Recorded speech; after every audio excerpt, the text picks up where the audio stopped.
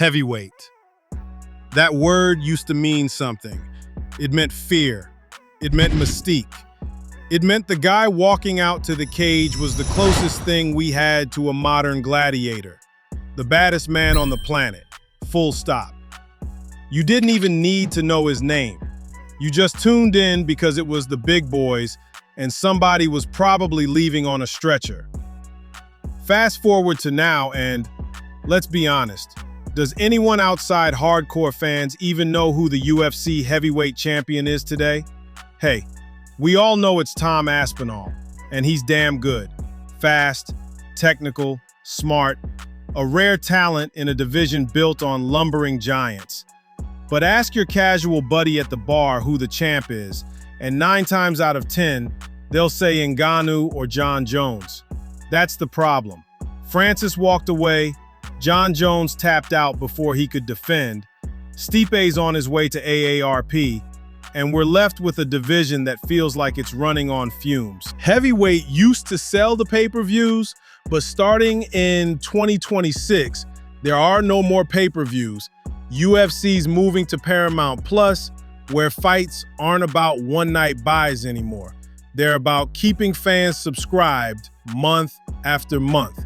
And right now, tell me honestly, what about this heavyweight division makes you want to keep your credit card linked? This isn't me throwing shade for the sake of it. This is me as a former fighter and coach looking at a division I grew up respecting and realizing it's at its weakest point in years. And unless something changes, unless the UFC gambles on new blood and builds stories worth watching, heavyweights might go from main event to middle of the card filler real quick. The lower weight classes are fire right now and leaving the once vaunted heavyweight division in the rear view. I'm Reggie Cross for Behind the Lines, and in this one, I'm going to walk you through the state of the UFC heavyweight division. What's working, what's broken, and who, if anyone, can save it. We'll look at Tom Aspinall, the lone bright spot carrying the crown. We'll dig into the same old names we've been recycling for years. We'll talk about Francis Ngannou's exit and how badly the UFC botched that. And I'll spotlight some under-the-radar monsters outside the organization who could shake things up if Dana White and company are willing to roll the dice. Because here's the truth. You can't just slap the words baddest man alive on a belt anymore. You need rivalries, fresh killers, and fights people want to talk about. And right now, heavyweight's got 1 out of 3, and even that's debatable. Let's get into this. I came up in an era where heavyweight was the division. If you were champ at heavyweight, you weren't just another fighter. You were the guy people whispered about. The guy parents pointed to when their kids acted up. The baddest man alive. Think about the lineage. Mark Coleman hammer-fisting his way through the early days. Randy Couture pulling off miracles against bigger men. Then you get to the golden age. Cain Velasquez, Junior Dos Santos, Fabricio Verdum, Stipe Miocic, Daniel Cormier. Even Jon Jones dabbled in the division. I say dabbled because, let's be honest, he held the belt more than defended the belt. These weren't just fighters, they were characters in the greatest combat sports story ever told. And then came Ngannou, the scariest knockout artist the UFC had ever seen. Overeem's soul still hasn't landed after that uppercut. Ngannou gave the heavyweight belt a presence again. He was the Mike Tyson of MMA. And then, poof, gone. That's where we are now. The mystique is fading. The crown doesn't carry the same fire. Heavyweight isn't the engine pulling the UFC train anymore. It's a caboose. And honestly, that should never be the case. Tom Aspinall is everything you'd want in a modern heavyweight.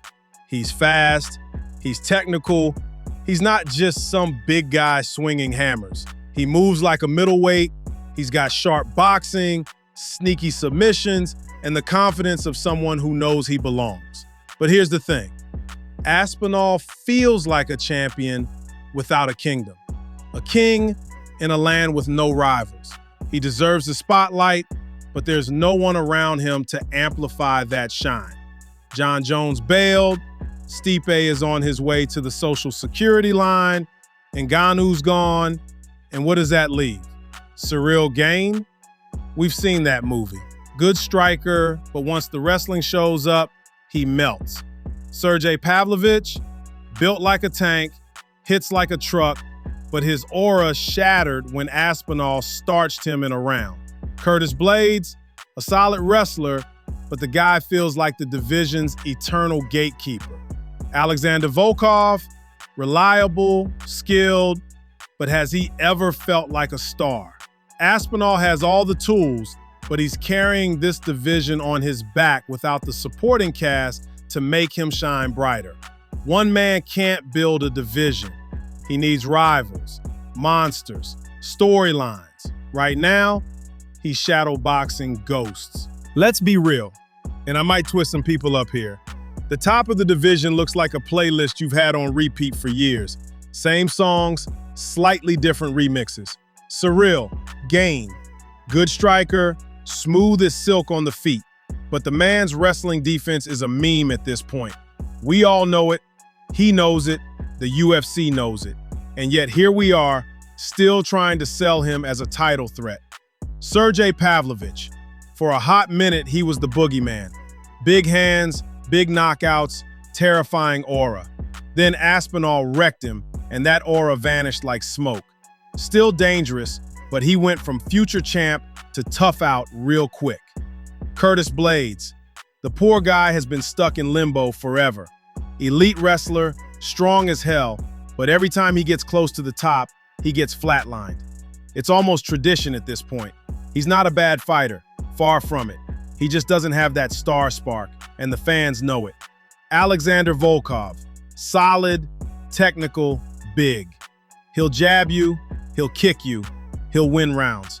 But when's the last time Volkov got you out of your seat? He's a professional spoiler, not a superstar. Jailton Almeida. Grappling wizard, but limited and still unproven against real top 5 killers. His striking is green, and once someone stuffs his takedowns, he looks like a deer in headlights. See the pattern? These guys are all good fighters. Respect where it's due, but not one of them feels like the guy who can make heavyweight the division again. They're recycled names, same old matchups, and after a while, the fans stop caring. Let's not sugarcoat this. Losing Ngannou was the worst mistake the UFC has made in the heavyweight division, maybe ever. Ngannou wasn't just a fighter. He was a walking highlight reel, a global star, a guy who could headline in any country on earth. And the UFC let him walk because they didn't want to budge on pay and flexibility. So now he's boxing Tyson Fury, potentially fighting Deontay Wilder, signing with PFL, and the UFC is left trying to convince fans that Volkov versus Blaydes 2 is worth caring about. It's not just about Francis himself. He was good for the UFC, but he alone was not going to save the division any more than Tom will. It's about what he represented. He was the myth, the monster, the embodiment of the heavyweight aura. Heavyweights should scare people, the way someone like Mark Coleman used to. So when he left, that aura left with him. Now layer the Paramount Plus deal on top. Imagine if Ngannou was still in the UFC today. He'd be the streaming star, a guy who sells subscriptions by himself. Instead, Paramount Plus is getting a watered-down division that casual fans don't even know is still running. That's brutal. Here's the thing. The UFC acts like there's no talent out there. Like heavyweight is just barren wasteland, but that's not true. There are monsters out there. The UFC just isn't signing them. Anatoly Malikin, 1 championships double champ, undefeated, absolute wrecking ball. The guy's highlight reel is pure violence. Why isn't the UFC throwing a bag at him? Vyacheslav Ryabov, 7-0 in Russia, all chaos, all power. Sure, he's raw. Sure, he's untested, but that's how Ngannou came in too. Stephen Aspinall just signed off Contender Series after a 16-second KO. This kid has real viral knockout energy. Don't bury him, build him. Denis Labriga, Polish knockout artist, kickboxing power, first round finishes. Not polished, but electric. These guys aren't perfect, but you don't build perfect heavyweights in gyms. You build them in cages, under bright lights, with risks. The UFC needs to stop acting like heavyweight is doomed and start betting on these guys. The UFC loves its Contender Series, but let's be honest, the Contender Series is a bantamweight and lightweight factory. Heavyweights, not so much. And the few who do get through are usually green, buried on prelims, and forgotten before anyone learns their names. Meanwhile, other divisions are stacked. Bantamweight is absurd. Lightweight is a shark tank. Even flyweight, once considered the UFC's weakest, now has killers everywhere. Heavyweight is supposed to be the glamour division, and it's the thinnest roster on the board. That's embarrassing. Now, before we go deeper into this mess, let me hit pause for just a second. If you've been feeling the vibe and enjoying these breakdowns, do me a favor, hit that subscribe, drop a like, and share this with a fight fan who still swears heavyweight is the crown jewel of MMA. Because here on Behind the Lines, we're not just hyping the headlines. We're talking about what really matters in this fight game. The matchups, the business, and the future of these divisions.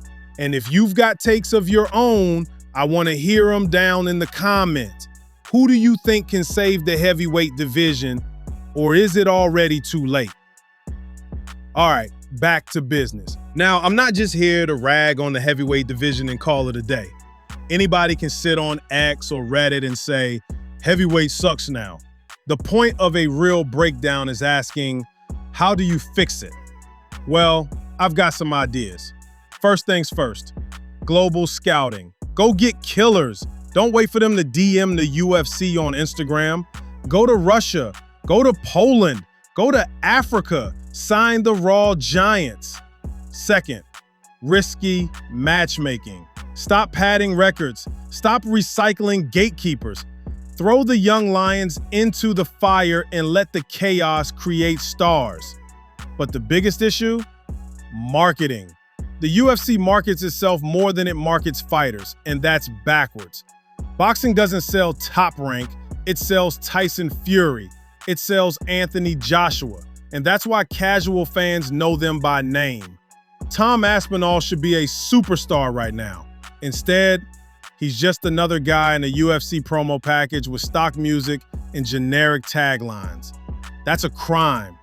The UFC should be blasting his story everywhere. Make him the face of modern heavyweight MMA. Same goes for prospects like Steven Asplund. Viral KO power is gold, but only if you push it. The UFC keeps saying, the UFC is the star. Well, guess what?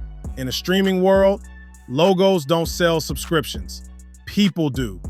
Fighters do. Stars do. And heavyweight is starving for stars. You want to know how bad it looks? Lightweight is stacked with killers. Islam, Holloway, Gaethje, Oliveira, Sarukian, Patty, and of course, Topuria. Bantamweight? Forget it. Murderer's row. Even welterweight has Jack, Muhammad, Shavkat, Brady. Heavyweight? You've got Aspinall. Then a lineup of guys we've been talking about for 5 years. That's not depth.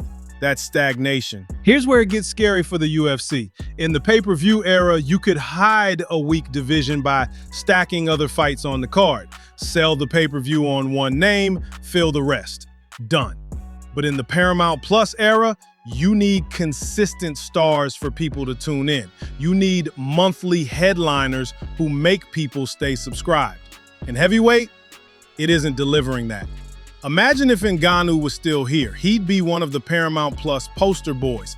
Instead, the division is an afterthought. And if UFC doesn't fix that, they'll watch heavyweights sink while bantamweights and lightweights continue to carry the company. The heavyweight division isn't dead. Not yet.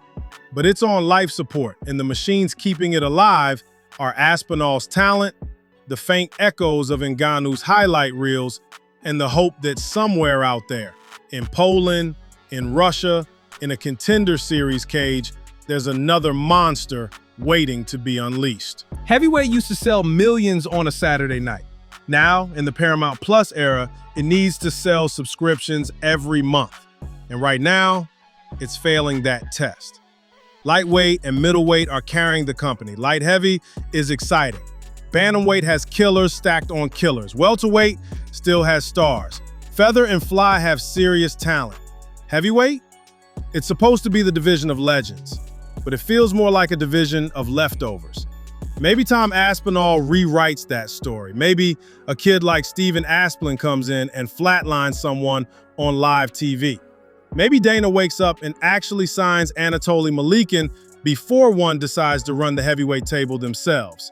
Or maybe the belt just gets passed around like a hot potato until the next Ngannou finally walks through the door. But make no mistake, until the UFC takes risks, invests in fresh blood, and actually builds the division again, heavyweight is a shadow of what it used to be. I'll leave you with this. The heavyweight crown was once a crown of fire. You put it on your head, and the whole world knew your name. Right now, it's a prop, collecting dust in the Paramount Plus library.